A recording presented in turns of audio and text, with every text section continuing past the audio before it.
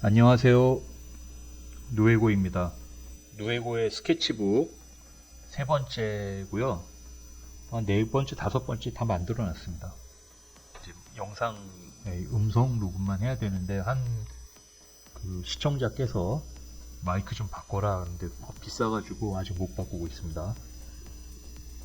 그 좌측으로 영상이 넘어가는 게 좀 제가 보기에는 뭐 괜찮은 수준의 속도다라고 생각을 하시는데 뭐 의견 주시면은 뭐 반영을 할 수 있을지 모르겠습니다. 제 편집 기술로. 제 그림에는 어떤 이야기나 뭐 그런 게 없습니다. 어떤 뭐랄까 주제의식이 없기 때문에, 왜냐하면 이걸 하나하나 이렇게 쇼츠 영상에서 보여드리기 위해서 그린 거라서 주제가 없고, 일단 첫 번째로 뭐 내용도 없습니다. 대부분 사진 이미지를 좀 참고를 해서 그리기 때문에. 그리고 그 제가 그림을 외워서 그리는 거는 아닙니다. 외워서 그리면은 그 얼굴의 특징이나 이런 게 좀 고착이 될 확률이 있기 때문에.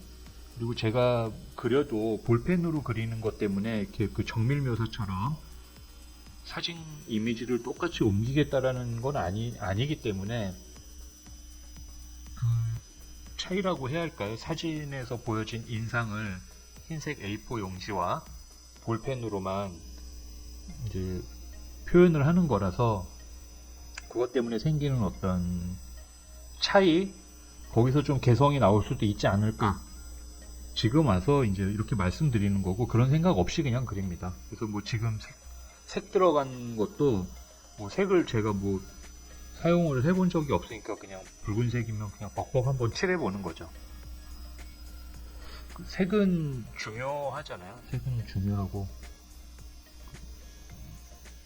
회화는 뭐 그림은 보통 형태와 색으로만 딱 구별이 된다라고 봤을 때, 이제 색을 제거한 채로 주로 그리니까 제가 색을 잘 사용을 못하죠. 해본 적이 없기 때문에 거의. 저는 디자인 전공이라서 이렇게 뭐 회화나 이런 거에 사실 거의 관심이 없었습니다. 그냥 그림 감상하는 거 정도? 감상도 뭐 그냥 겉멋이 들어서 하는 감상 수준이지. 근데 어느 정도 그림을 조금 보다 보면은 또 그런 생각이 들거든요. 뭐 고전 회화 같은 경우를 훨씬 좋아하는데, 그거는 단순히 어느 시기에 뭐 르네상스냐 바로크냐 뭐 고전이냐 신고전주의냐 뭐 이런 식으로 나눠가지고, 뭐 카라바조에 뭐 무슨 기법이 있고 뭐 이 주제는 뭐고 뭐 그런 것만 얘기를 했을 때는, 뭐 그림 좋아하시는 분은 아시겠지만 어떤 좀 알 수 없는 공허함이 오거든요. 그래서 뭐 어쨌다고 그런 정도고, 그 화가가 정말 그 그림을 위해서 어떤 메시지를 담고 어떤 의도를 갖고 그리느냐를 알게 되면은 그 회화 작품이 훨씬 달리 보입니다. 제가 보기에는. 그래서 지금 생각하는 것보다 훨씬 더 창의적이고, 훨씬 더 디자이너적인 감각도 있고, 그리고 문학적인 이해도 너무너무 훌륭하고, 그리고 감성적인 부분도 충만했기 때문에 그런 고전 회화들이 잘 그려졌다라고 생각을 해서,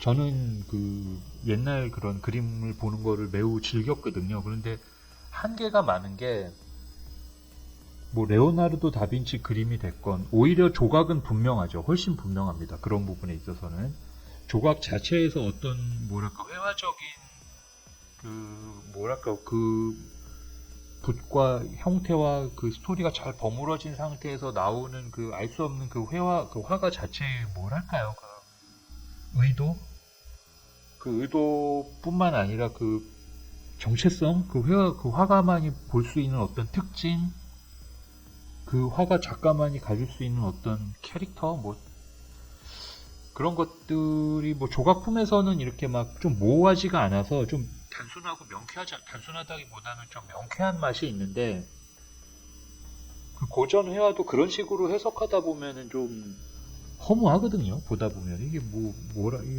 예를 들어 뭐 카라바조가 그린 어떤 그림인데, 이거는 뭐 누구 뭐 메두사를 그렸는데, 뭐 그러면 어떤 인문학 베이스 있는 사람들은 이 메두사라는 게 뭐고, 아니면 뭐 그 메두사가 뭐 누구의 딸이었는데 뭐 이거 뭐 카라바조는 뭐 남성의 얼굴로 뭐 대체하고 뭐 그게 자기 자신이었고 그렇게 이제 문학적으로 해석을 하는 경우도 있는데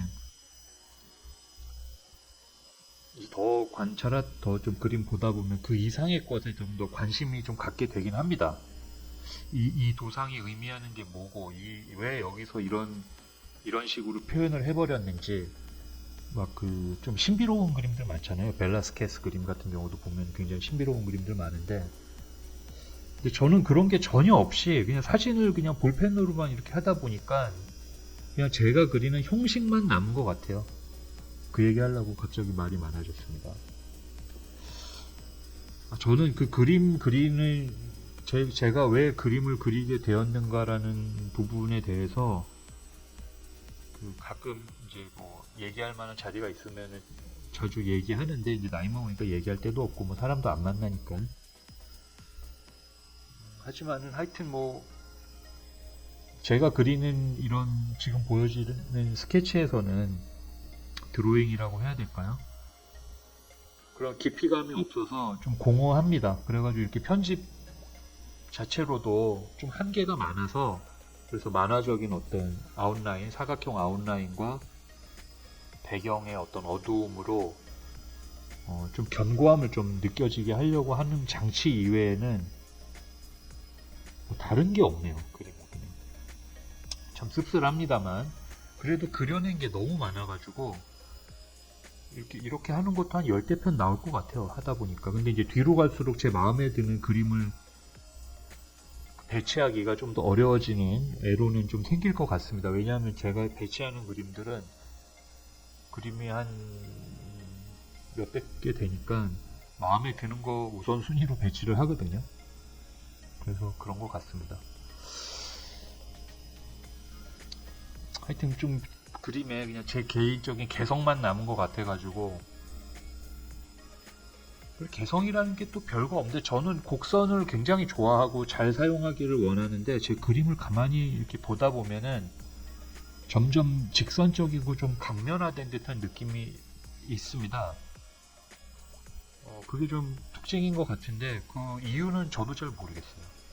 저도 잘 모르겠고 그런데 이제 좀 더듬어 보면은 왜 이렇게 각지게 그렸는가라는 생각을 조금 하게는 됩니다. 그런 제가 고등학교 때 미대 입시를 시작하겠다. 제가 고등학교 2학년 한 겨울 다 돼서 시작을 했는데 왜 미술을 시작하게 된 이유는 나중에 기회가 되면 말씀드릴게요. 굉장히 웃기게 시작을 했는데 미술도 하지만 그림을 배울 때 그 선생님을 좀 잘 만나야 돼요. 제가 참 재밌는 선생님을 만나가지고 그림을 좀 이상하게 배운 것 같아요. 근데 그 이상한 게 잘못됐다라는 게 아니라 그 입시를 위한 어떤 기술적인 이 정도 그리면 대학 입시에 문제가 없다는 형식으로 그림을 배운 게 아니라 정말 정수대로 배웠습니다. 그림은 이렇게 그려야 된다 라는 식으로 배웠기 때문에 그 이야기도 뭐 기회가 되면 한번 전해드릴게요.